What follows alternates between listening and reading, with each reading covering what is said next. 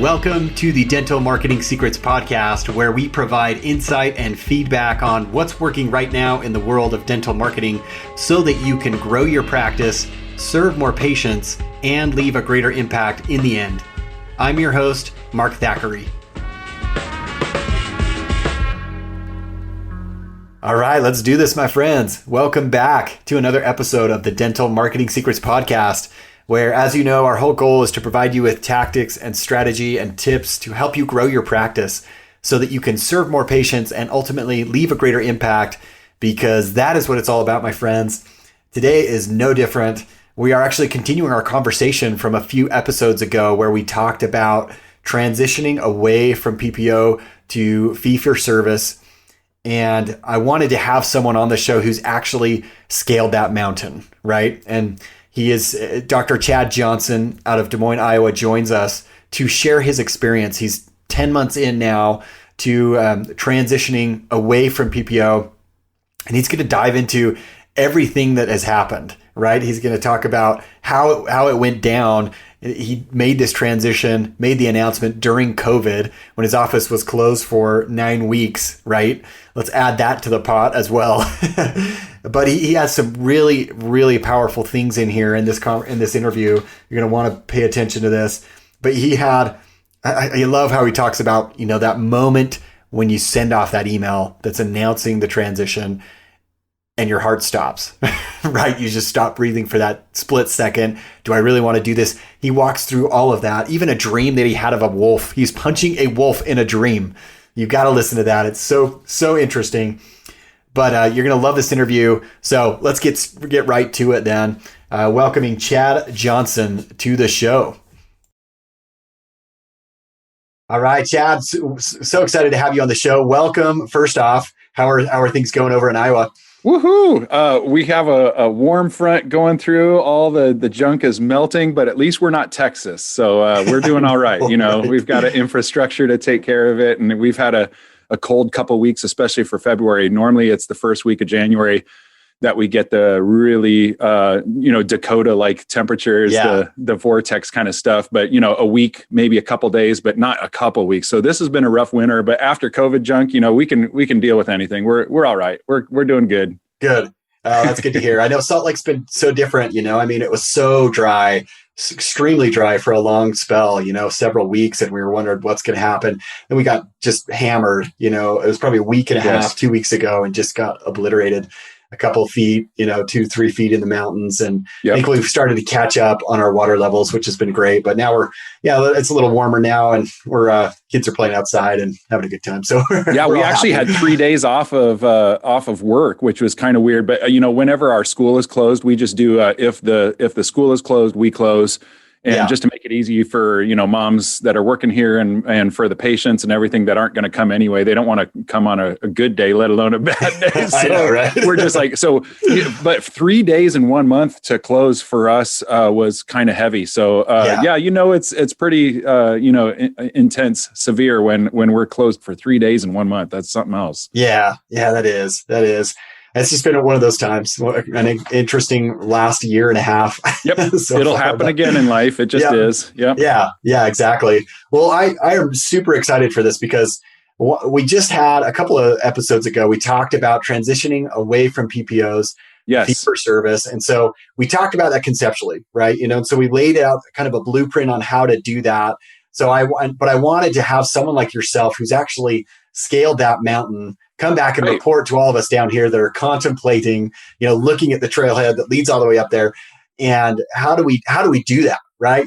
What does that look like from a practice, boots on the ground kind of level? Yep. And so I'm going to just dive into some questions for you. And I want to have you share your experience and just keep Let's do it. Very kind of open conversation.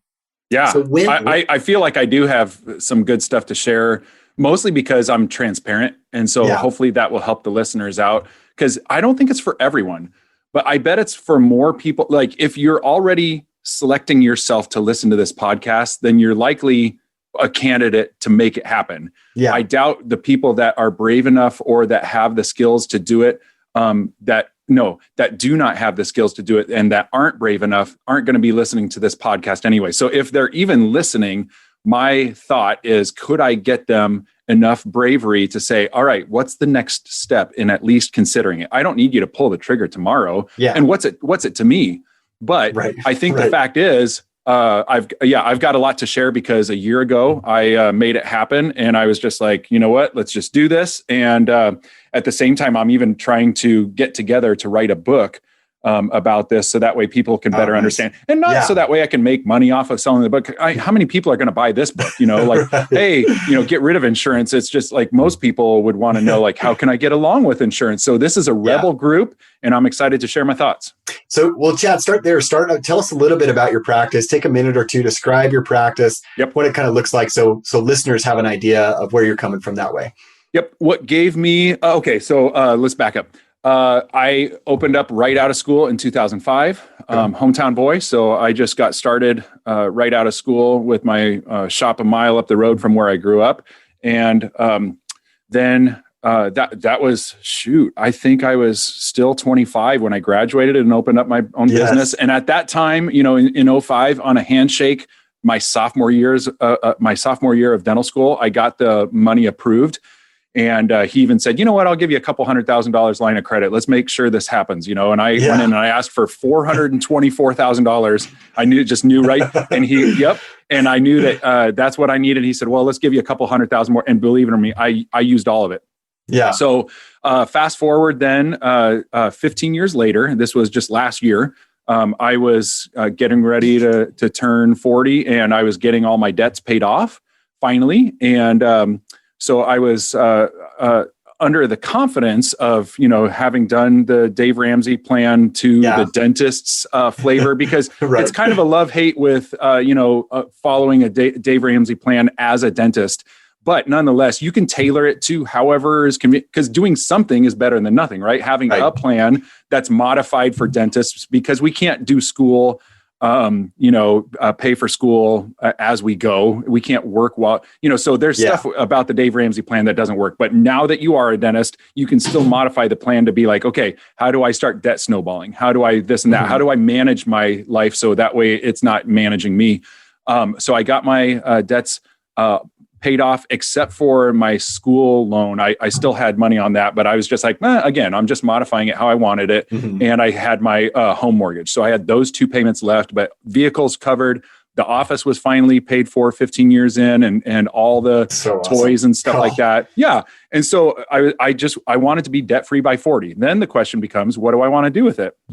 And I started thinking to myself, I'd love to get less dependent on insurance, but I don't think that's possible to have. No, it's very hard, but not impossible, if you don't have the confidence of saying, well, you know what, if all my patients leave me, I guess I won't have any bills to pay. That was the beauty of, I guess, where I come from. So that's step number one is if you're fresh out of school and you're thinking, I'd like to go fee for service, take what I have to say in the context of, this is when I did it within my career.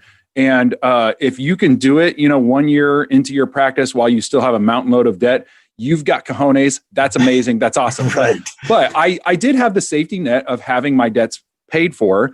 And so that gave me the confidence to be like, well, so here's where then it came to a head. I was like, I'm treating 100% of my patients and getting paid at 60%. What if instead, like the Kodak study, what if I treated 60% of these patients at 100% of the payment? And I thought, it's the same end dollar. So I could lose 40% of my patients. And that's kind of, to me, the magic number of my confidence level in this. It's not the magic number of truth. It was my perceived confidence level in my risk tolerance. And I thought to myself, if I lose half of the patients, then I'll start thinking that it wasn't worth it. But if I only lose 30 or 20 or 10%, that to me is a success, because that 40% patient loss is going to be the magic number, where if I can charge 60% of the remaining patients at 100% of the cost, then it's all a wash. All I'm doing is working less for the same dollar. The same amount, yes, an economy of scale. Like, I can start shrinking down, and some, people say shrink to greatness, that kind of stuff. So that's what I was trying to do. So after I realized that, here's the next topic, was that when I realized how much I was, I don't want to use that I hated insurance, but when I realized why I didn't want to be in network and be contracted and work with the insurance companies, hand in hand, or, foot on, head, however you want to describe it. Right. When I realized I didn't want to do that, then I knew within myself why, my purpose, my intention. And I took it to my team and I said, here's, we had a lunch meeting and I just said, here's why I want to move our practice towards being insurance free. We'll still submit off to insurance. We'll still love to see those patients. We might lose people, but now is a perfect time for us to do it, because if I, end up losing that 40% of the people, it's all, we're all going to keep our job. So you don't have to worry about that. And I spelled it out and I said, what do you guys love about insurance? Yeah. And I asked them that, and we made a short list, and then I said, what do we hate about insurance? And we made a list. And then I said, all right, so here is your why, here's your purpose for wanting to leave. And wouldn't it be nice if these weren't a factor? And I'm a rare boss enough to say that I will get us there. I just have a curiosity for how quickly we're going to do it. Yeah. So we had that meeting that was, basically coming out of the closet and saying, this is what we're going to do to the team. And this was a year ago? Yes. Okay. Yep. And how long at this point, about a year and a half. Year and a half ago. Okay. And then when did you've been thinking about this for a long time, or has it been, kind of marinating for years, or is it just? Well, that's a good point too, because now the story, has a little bit of mess to it as opposed to simplicity. If we back up a few years, I was taking every which insurance. And so there came a point where we said, hey, let's not take this insurance anymore. And it was a practice run to say, okay, well, how many people are on this insurance? And they would say, well, it looks like there's 300 patients on this insurance. Okay. So, if we lose 300 patients, that's bad, but it's not the end of the world. Right. Let's do this as a practice run. What does our messaging look like? How are we going to address this? Are we going to, tell each patient before we do it over the next 6 months, or do we just do it and then apologize as we go? And if they have a problem with it, they call in and say, hey, I have a problem with this. And then we can address each one-on-one. Right. Do we send out a letter? Do we wait for the insurance company to send out a letter and then we respond? These are questions that we were thinking through, and it became an experiment where it's like, okay, that one didn't go so hot. Yeah. And so then the next insurance, well, this one pays a little better, but it only has 20 people on it. Why don't we practice seeing if we can keep 20 of those patients? And so, if we lose 20 patients, who cares? But at the same time, let's see if we can keep, how many guys, how many do you think we can keep? 18 out of 20? Let's see if we can keep 18 out of 20. And, so we would change the variables. It was gamification of the social experiment. Yeah. And so that's what we did is we already had a couple practice runs. And then I said, here's the deal. We're going to get rid of the company that rhymes with Schmelta. And but before we do that, let's get rid of this company. And because, the company that rhymes with Schmelta might have a lot of your patient pool. Maybe not. It's different for every office, but I'll tell you, just to put it in context, my office was 75% Schmelta patients. Wow. And so it's just like, why don't we see if we can, that would scare a lot of people. And furthermore, when you hear people talk about this insurance factor, people go, well, you might have had 10% Shad because, you already did it and you're, bragging about it that you did it. So you must have only had 10 or 20%. I have 60%. And I'm just like, no, shoot, I have 75%. Yeah. And so I was just like, here's the deal. I was thinking to myself, I've been writing a book about my process. And I finally realized, I was like, I can't publish this book without doing it myself. I'm up on the diving board writing a book about diving. And I'm just like, I've got to jump off the diving board before I can actually publish a book about how I dove off the diving board. Right. Right. I don't want to, but now at this point, when I've started to make actions and people can socially hold me accountable, my friends on Facebook that are dentists across the nation that I know here and there, they're like, hey, so have you gone off insurance? And I'm just thinking, they're going to bother me the rest of my career, or I'm going to look like I've got no spine. I've got to do this. And if I crash and burn, I'll crash and burn within a couple years, and then I'll go back in network if I have to. Big deal. Right. that's what I thought is, like, let's give this a roll. And if I need to say mea culpa to my community, like this was the dumbest idea that I ever did, then my apologies. And what's the deal? Like, so my bills were backing up. No, I didn't have like I just had my monthly bills, but I didn't have debt that I was repaying. So I was just like, so what? What are they going to take away my car? It's paid for. Yeah. Are they going to, so that was my security blanket. I'm at the point where I'm just like, who cares? Here's the long and short too, for your listeners. I'm 1 year out I'm 10 months out, 10 months out right now. And I would do it all over again. Now, within those 10 months, have there been a month or two here and there, or a week or two here and there where I was just like, wonder if this is going as hot as I think. Yeah, sure. Yeah. I mean, like it hasn't been so glorious that I'm just off, hitting the ski slopes every day, and just like, I'm working one morning a week. It's like, no, come on, like I still have to go to work. I still work on patients, but I'm paying my bills. I'm liking who I'm working with. My team loves it. We're now getting to the point 10 weeks out that my patients are understanding the culture. Because here's something you don't realize.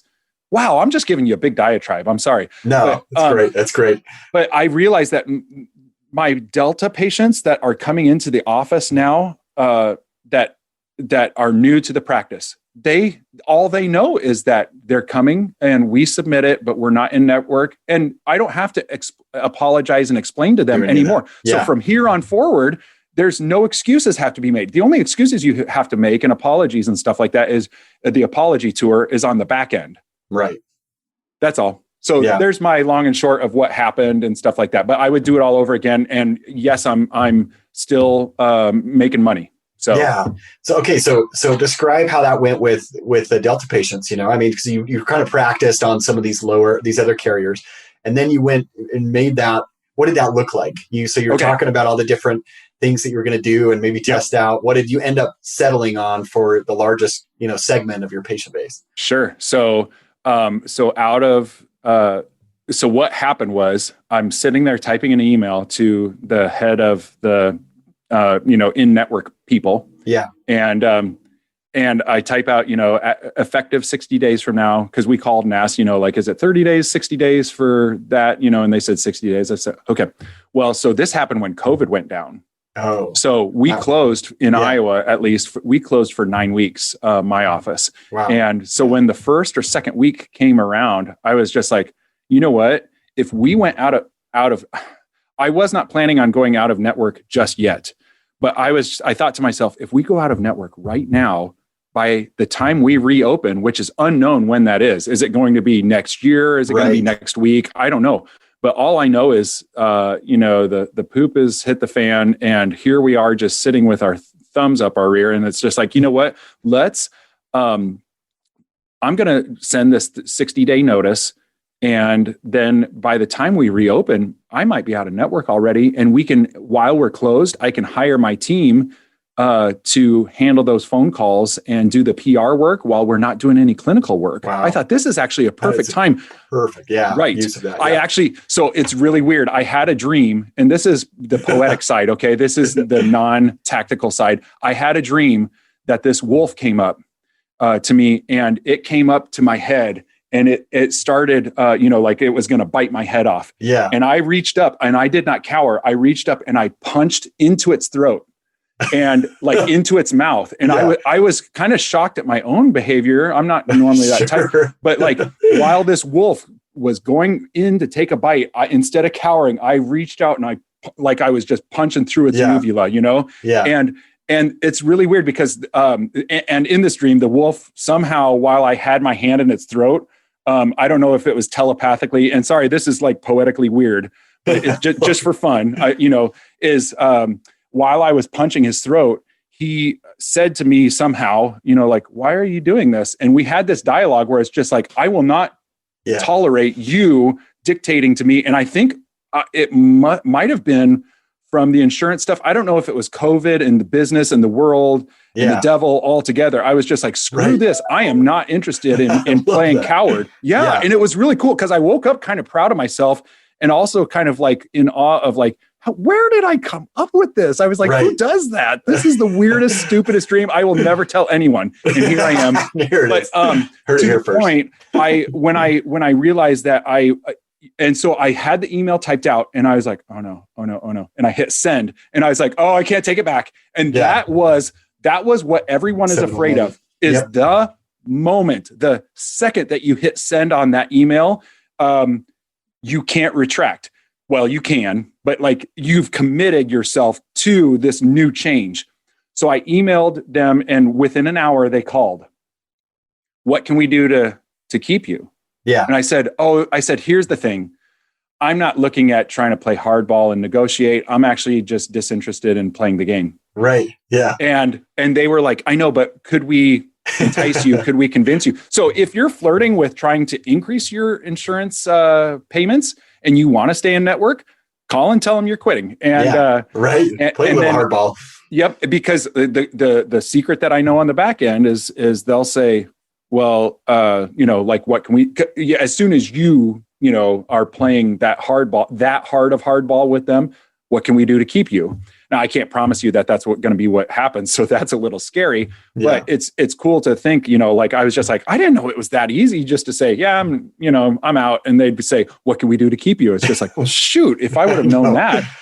But at that point I was committed. When I sent that email, that next half hour until I actually got their phone call when they were, I don't know, groveling might be an exaggeration of a term, but while they were groveling, like, hey, what can we do to keep you? I was just like, I was so nervous, like, I can't believe I just sent that. Okay, now it's 60 days. And when she made that phone call to me, she said, here's the deal. Right now, we're not going to be sending out letters to the patients because of all the COVID stuff. Yeah. And I said, oh, that's fine because I already sent the letters out just now. The mailman just came in and picked them up. Yeah. And they were like, oh, shoot. And so I was transparent about that. I said, we already sent out the letters, so don't worry about it.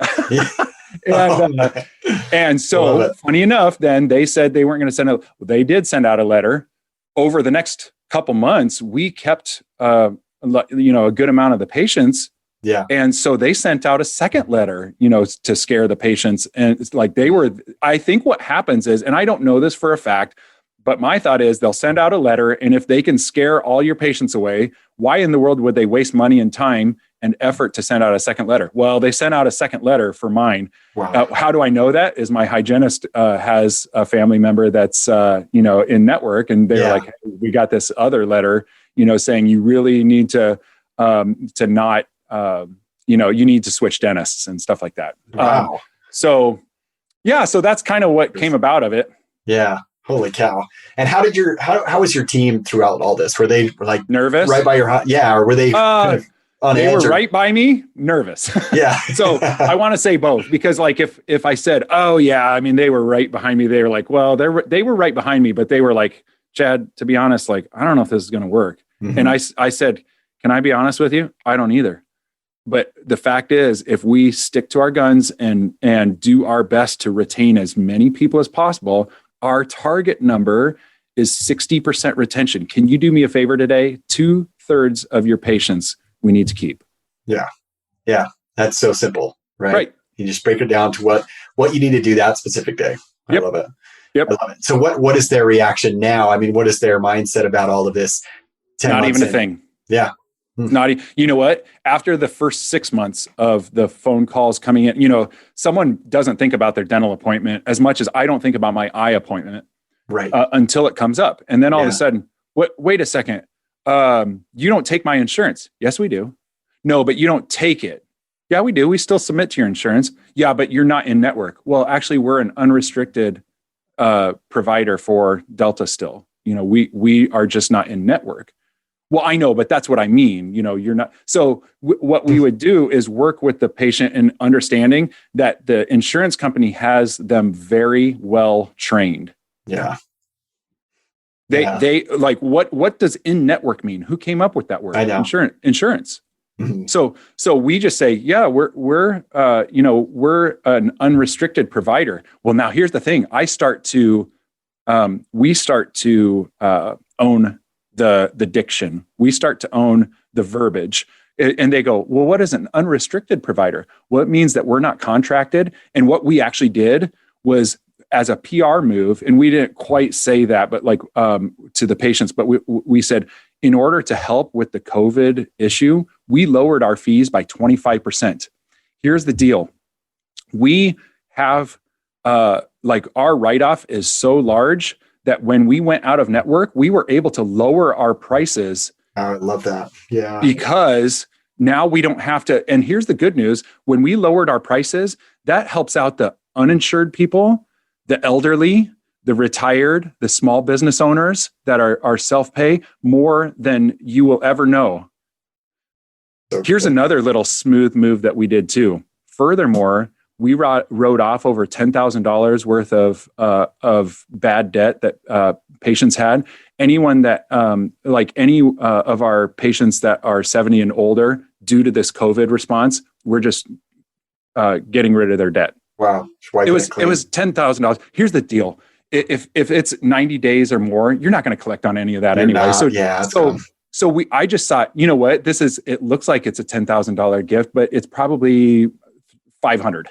Yeah. I mean, right. They say 3% of collection, you'll be able to collect 3% of it if it's over 90 days. I don't know where I've heard that before, but the fact is we can all agree that it's not 80%. It's not even close. Right. So let's say it's 3% of $10 million, so $30, 300, so $300. It's really not going to be that big a deal for the PR move to be able to say, and we wrote off all the debt for anyone that was behind on their payments for more than 90 days. Funny enough, in my practice, all of those patients were 70 years old and older. Really? Which is ironic because the greatest generation was having the most problem with stiffing me with the bill. Let so that be a reminder. Yeah, because you think it's like, oh, millennials not paying the bills. It's like, I don't know. That's so interesting. Holy cow. Yeah, I love that though. I love the communication aspect of this whole process, right? I mean, how critical that is, to help patients understand. And like you said, you control that narrative, through the words that you're using. And I think you explained it brilliantly, Chad. I mean, they have you so dialed into their system that you're using their jargon, in network and all those things. And you don't realize like that's all they're doing, their conscious doing to really kind of keep you in their grasp. And so I love what you did there. How long did it take you to kind of articulate that, put that all together? And is it still an ongoing conversation at all? Or is that's all in rearview mirror at this point? It's not, it's occasionally, I want to say now at 10 months out, it's probably a once a week kind of phone call conversation that the admin team is having. Okay. But it's not a conversation that I did not have many or any of these conversations. I helped role play this on lunch opportunities with my team. I wanted to make sure that the admin team was ready because they were going to be the boots on the ground. I was kind of the Air Force and they were the Army. They were, they were the Marines. Yeah. Oh, I love that.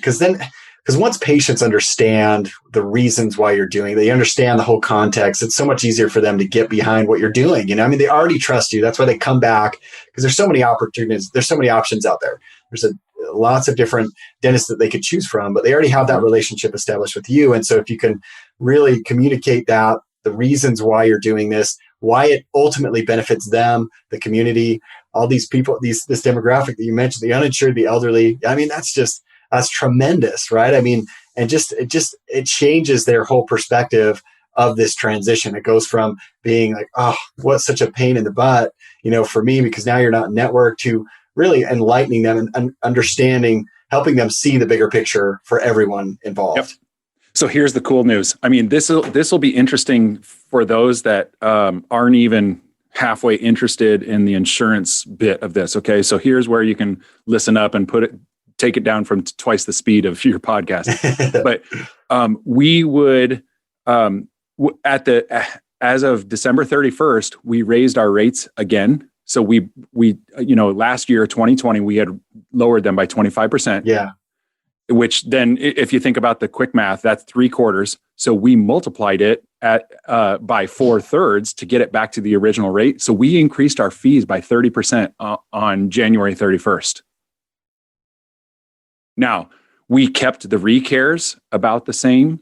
And we kept the bite wings, the same. We kept a lot of the stuff that on a day-to-day basis would not, matter much. Yeah. And so, $5 here and something like that, like an exam of some sort or another, instead of being $45 was now $50. Yeah. Something like that. A periapical was, and again, I'm just making up these numbers because they're not right in front of me and I'm not into those details right now, but let's say it was $40 and I made it 45 or 43 or something like, so someone would look at that and go, oh, okay. So we didn't turn up the temperature, because here's the sad thing. Not many people were that grateful that I lowered the fees. So here's where I'm bringing it up for those that think that, like the price really, really matters. Yes, it matters to the complainers. How many of your patients are the complainers? 5%, 2%? It's not much. And so when we lowered our fees, there wasn't a blanket. Wow. Yeah, it's overwhelming. I'm going to start sharing you. I'm going to post on your Facebook posts on mine. I'm going to share all your stuff. I'm going to be and December 30th. Yes. No ambassadors, no thanks, no cards, no cookies, stuff like that. But as of December 31st, I think in the last 2 months, we've got 3 complaints from it. Holy cow. From raising. So when you think that it's just like, oh, I can't raise my rates 5%, people are going to know, you're wrong. No, they don't. I raised mine 30% and I had 3 complaints. So in other words, if you on December 31st were considering raising your rates 10%, but you talked to your wife and you thought, I'm just not worth it, I shouldn't do that. Baloney. The fact is, no patients are going to complain. 3 of them. Can you handle 3 patients complaining?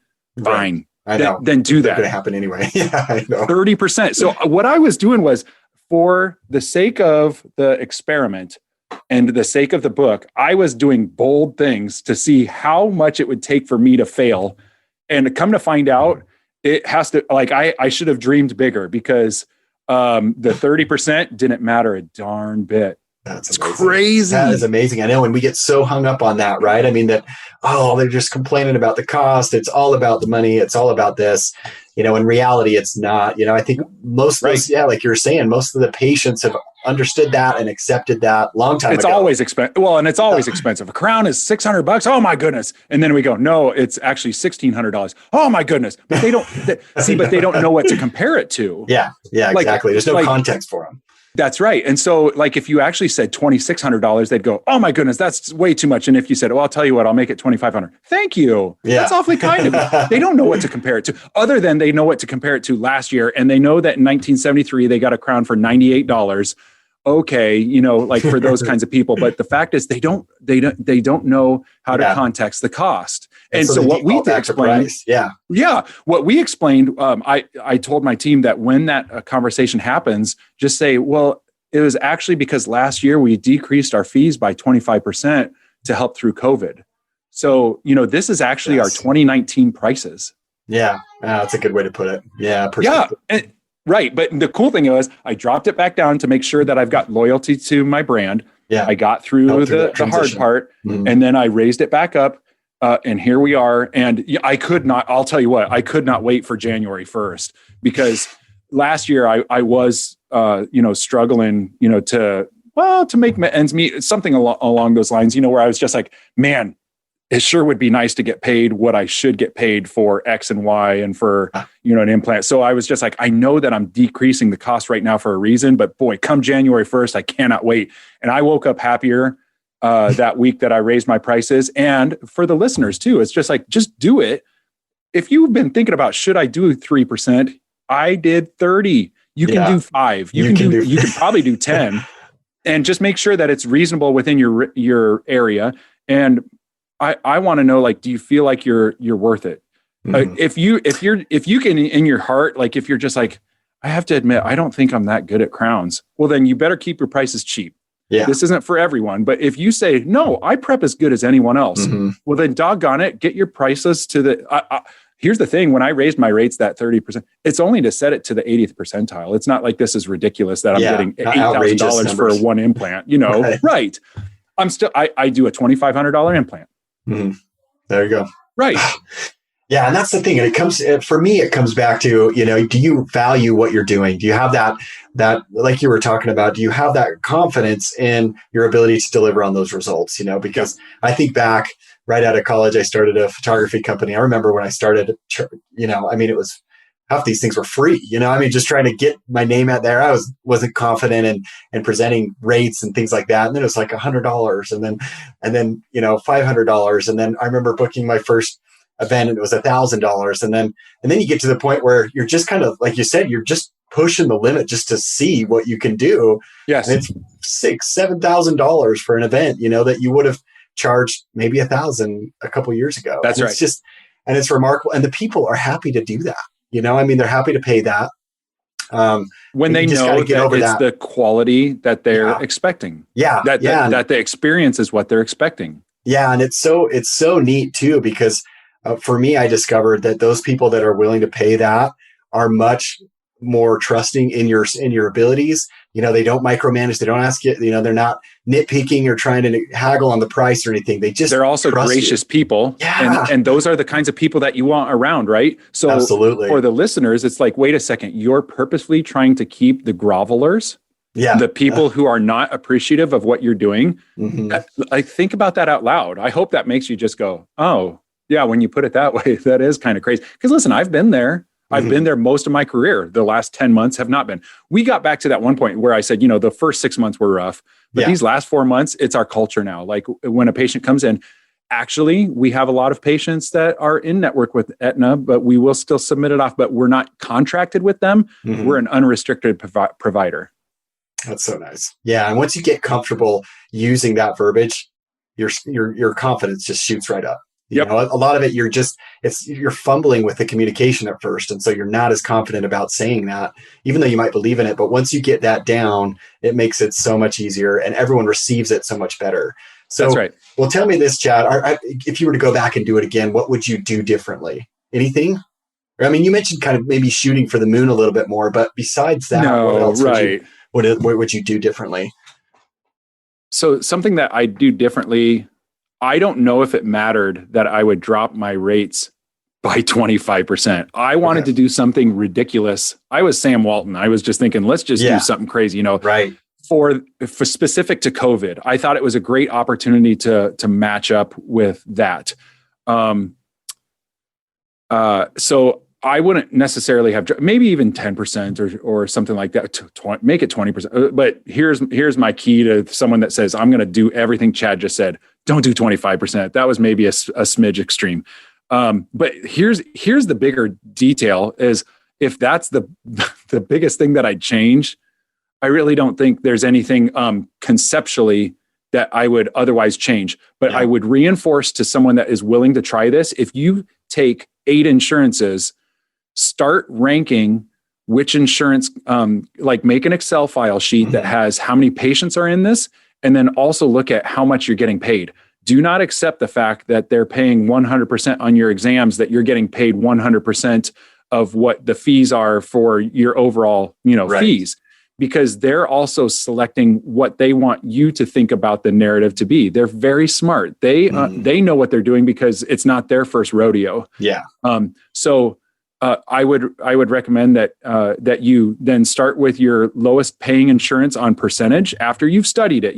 Okay, in 2020 we did $600,000 for Aetna and in production, and we only got paid $280,000. Okay, well that's probably a 40% payment level, and that needs to be one that goes. But if you said, oh crud, we have 2,000 patients and 1,990 of our patients are Aetna. Okay, well, that's going to be a big one to tackle. So think about quality and quantity. And so you need to weigh those out. These decisions that I made were calculated. They were not based off of a feeling. And when I did make a decision, it was based off of math. And I think also my gut had to confirm that I could follow through with what I knew the decision had to be. But it wasn't just I feel like I want to go out of network. It's just like, well, why? Yeah. If you're getting paid 100% of your fees, you're happy with those fees, and you have 10,000 patients that are all spectacular. Maybe there's not I don't think that everyone should leave the insurance company just because. Right. I just think it's actually probably good for 3/4 of people to consider it. Leave that indecision to the bottom quartile. Yeah. No, I agree with that too. But so you're saying start with the lowest paying insurance, go through that, go through the math, go through the numbers, make sure that adds up. You start with those, that smaller percentage, get that down. And Yes. I love what you said too, that you took the time to role play with your team, because so many doctors are like, I'm not going to do that. I'm not going to practice and rehearse and act like we're in a normal conversation, but you don't realize the impact that can have. It gives them confidence, right? Yeah, it does. And you get a chance to work out things that you might not have considered before.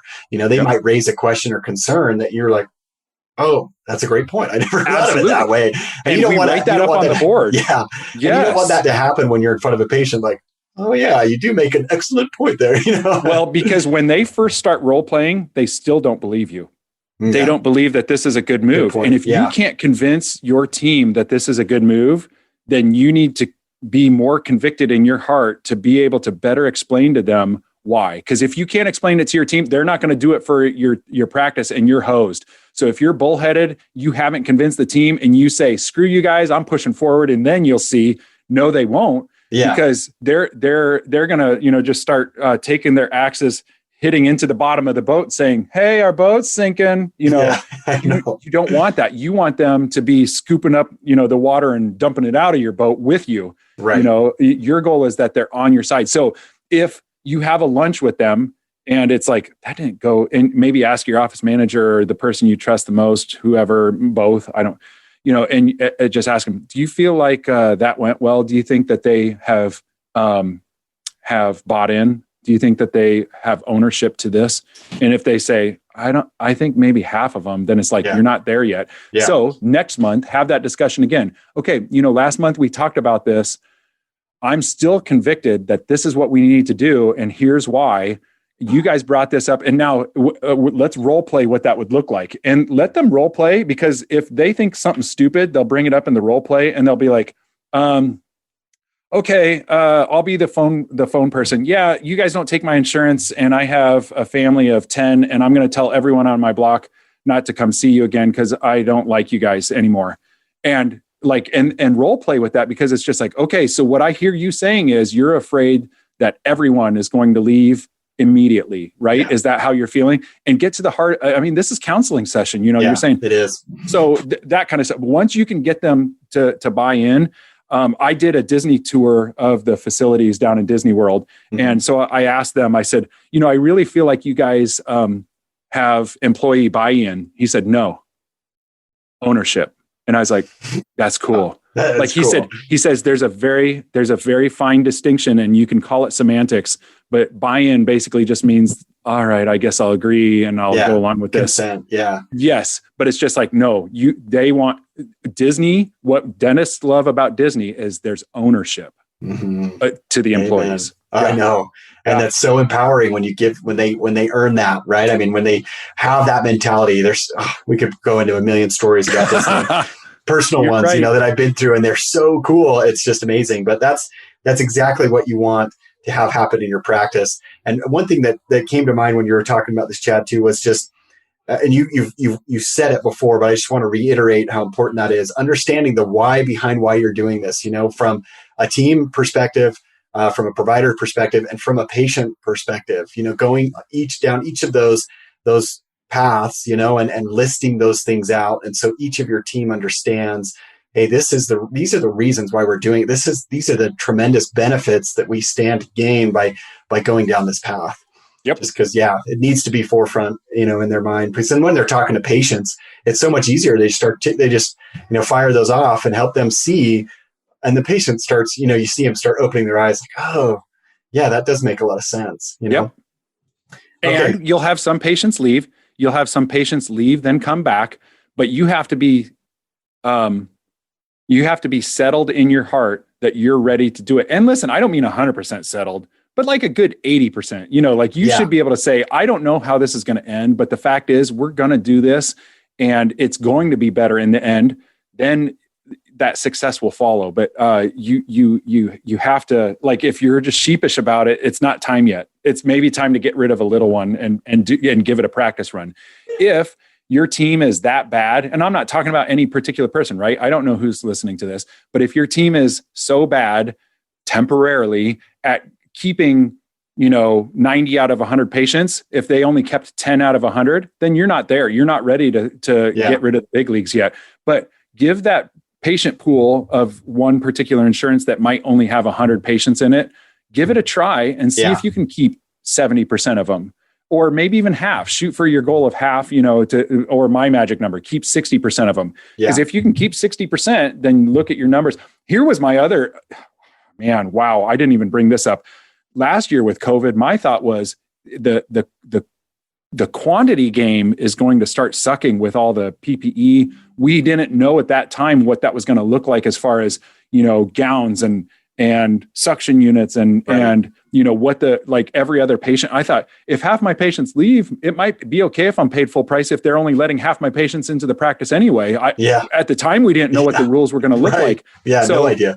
So, but I was settled in my heart. I was just like, this is what we're doing. And I made it happen, but I got the team on board first. We practiced run it with some of our smaller insurances. And you could take 5 years to do this. You could just tell them our 5-year plan is this. In 2021, we're getting rid of Schmigna or Schmetna. Right. I mean, call it whatever you want. I don't think the people working at those insurance companies are bad. I don't think that insurance company is bad. If you have to vilify it in your heart to make you, convicted about it, fine. But I don't think they're bad people. They're doing what they're trying to do, make a profit. Mm-hmm. We're trying to do what we're trying to do. We're adversarial. We're trying to make a profit. They're trying to make a profit. The patient is stuck in the middle, and they have a ton of loyalty to the patient, has a ton of loyalty to their insurance company. Why? I don't know. We're the shop local, buy local. Yeah, I know. And that's an important thing to talk about and discuss more often because, we just don't think about it often enough. And so as a result, we're just the victim, in the whole scenario. So here's something that we did, Mark. We just recently, when we increased our fees for the scaling and route planning and stuff like that, we started adding more value to the patient too. Free Sonicare with all of our SRP patients. We also give them a free carry-free CTX4 bottle for starter pack. And then as a maintenance, we give them a free CTX3 bottle. Nice. Why? Because I'm making a profit enough that I can give the patient more value. Yep. If, so basically there's a lot of stuff. If you see in the background on the video right here, we have ozone stuff in our office. We're adding a lot of value instead of just being like, well, it's pure profit now. It's like, no, I want to make sure that the patient knows when they come back that they can see that increased value. Mm-hmm. And that's a good point too, that I haven't talked much on the podcast about this, but it's a great point to remember is don't try and cheapen your services. You can actually just reinforce it with value. If you feel like you want to give more, then great. You add in some of these gifts, that's a tremendous way to increase the perception in the patient's mind that, man, these guys are awesome. I just got all this, and they really care about the patient in the end. Then when the patient leaves and they go, hey, I've got to find a place that takes my insurance. I apologize. Because here's the deal. I think a lot of dentists don't pull the trigger because it's going to hurt our feelings that our first grade teacher isn't going to come to us anymore, or that our pastor is going to leave, right? And that and our wife might leave the practice or something like that. But the fact is, you have to be ready in your heart to allow for that to happen. I've had some people, neighbors and stuff like that. They're like, "I'm sorry, but you're not in network." And I explained to them, I'm like, "You can still come to me." I know, but you're not in network, and we just can't afford that. And I go, well, actually, we lowered our prices so that way it's more affordable. I know, but see, they already know what their conclusion is. Yeah, I know. But to finally, there comes a point where I go, here's the deal. I want to be friends with you. I won't hold it against you. And if you ever want to come back because, if there's any value perception that you're finding a new place and it doesn't work out, we'd love to have you come back.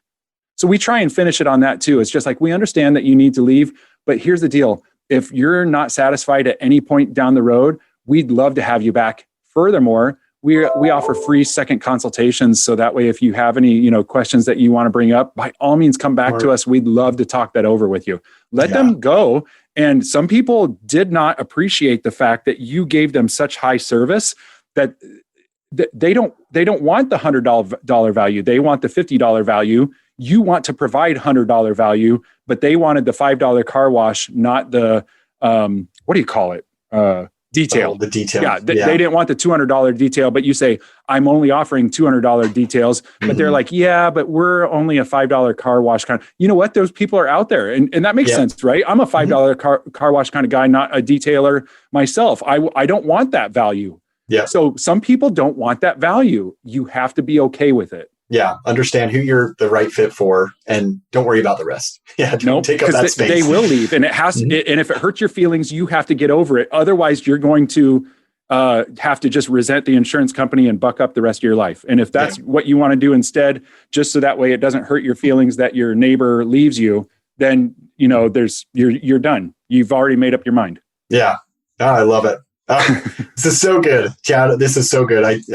We hit all the questions I had and more, and so thankful for you even asking. I know, and that's the thing. That's why I'm like, just keep going, man. Just keep going. There's so much good stuff in there, you know. And I think really that was my goal for this whole conversation was just to give that hope that this is possible. It's doable. Here's how you do it. Here's how I did it. It's probably not going to be the same for everyone, but just, you know, you can start small. And just here's some baby steps you can take to start getting this, start taking action on this. Yep. And here's the deal. I'm not selling anything. Like having come on this podcast, my only goal is to empower people to betterness. This is a Friday afternoon that we're recording this. And I was thrilled to come on, not for the sake of some company that you'll help out or some reason or other. This is strictly out of the goodness of my heart. It almost sounds cheesy just to say as though we don't even ever hear that, right? When do we ever hear that? But I'm serious. I just did this just because there are people out there that need to hear it. And so for the listeners, I hope that you can do this. You can edit this part out if you need to, but like if anyone wants to email me, it's Chad DDS@gmail.com. So there are 3 D's in a row, Chad DDS@gmail.com. And if you have any follow-up questions, I do, webinar kind of stuff like this just to help people out. Yeah. And if you want to follow up and shoot me an email, even if this is 5 years later from now, and you're listening to this and you want to say, hey, I should see if I'm still around, I'll shoot you whatever I've got to help you out, because I feel like this is going to make your practice better, your patients healthier, and your family life and your life just more balanced and better. Mine is, and I would not change it again. Yeah. And one last question, because you just touched on one that I failed to ask. I thought I went through all my questions, but I didn't. How is that? Yeah. How has it affected your personal life, you know, making that transition? What type of changes have you seen in that regard? Well, so also over the last year, I bought 2 new practices. So I have 3 3 practices total. I am not rushed with 5 exams in an hour. I sometimes get done early with the day and I go pick up the kids from school. Right. It's little intangible things that everyone's going to be a little bit different. And I'm also growing the practice where I have more associates that I'm helping them grow into their role at being a spectacular clinician.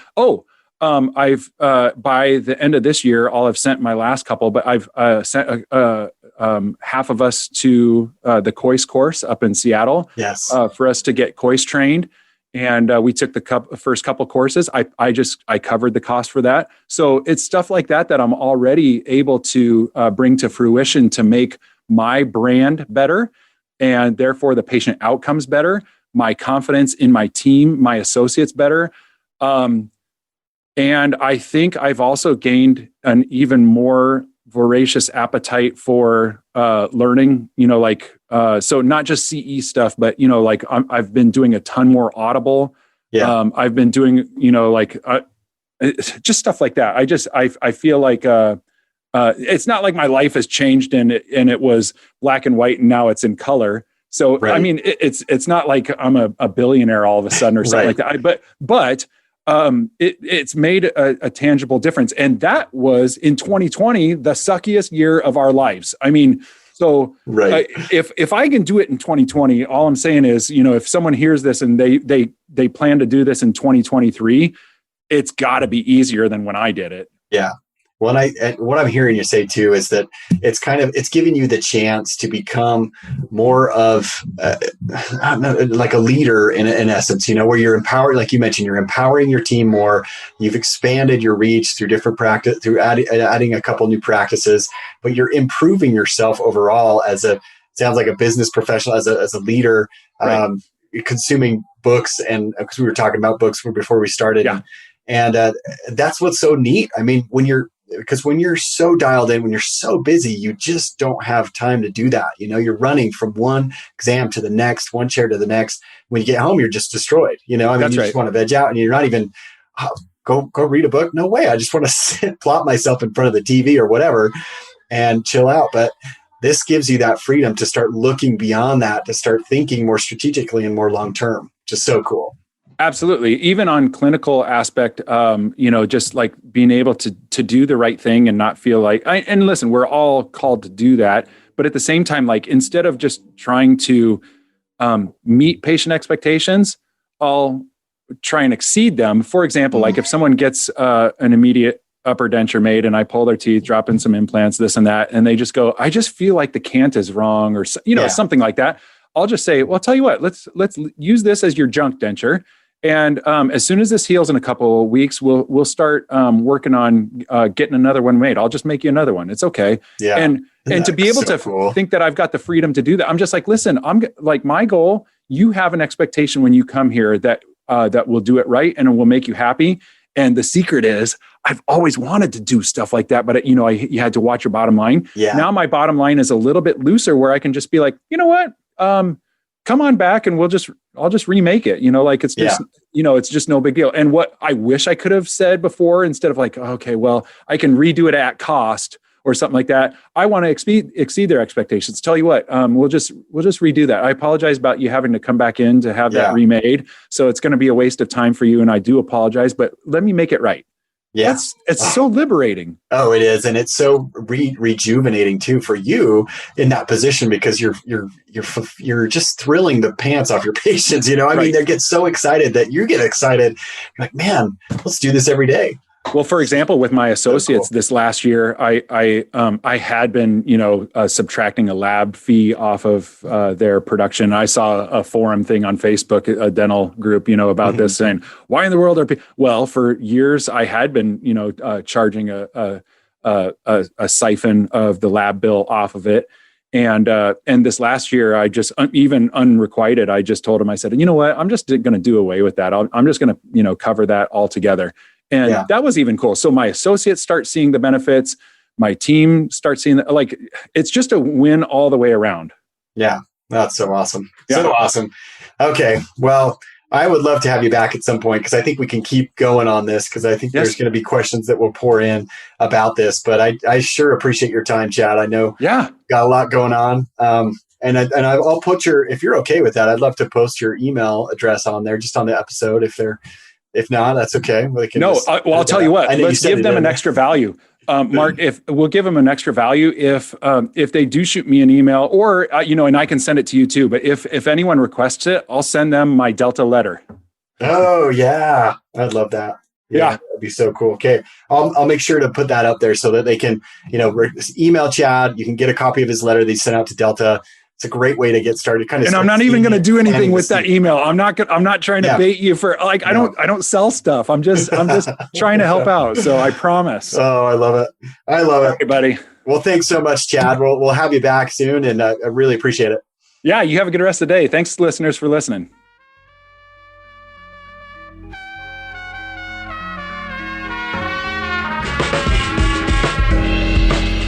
Hey, my friends, thank you for joining us today on the show. And if you haven't yet, be sure to check out our website for resources, downloads, and additional information at www.dentalmarketingsecretspodcast.com. Again, that's dentalmarketingsecretspodcast.com. And we'll catch you next time on the show.